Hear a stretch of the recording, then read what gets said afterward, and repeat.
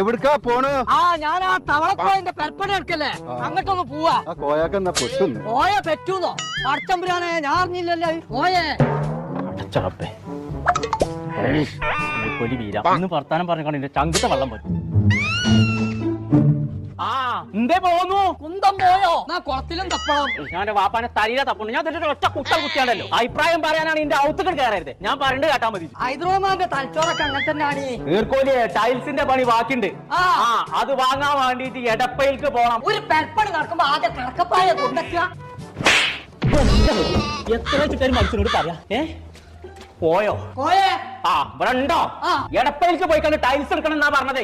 ഓർക്ക് കോട്ടക്കലും കൊപ്പത്തും പട്ടാമ്പിയിലൊക്കെ കടണ്ടെന്ന്. കൊട്ടയിലൊക്കെ അപ്പം കൊടുന്ന് പട്ടിണി കിട്ടിട്ട് എത്താ കാര്യം പോയേ?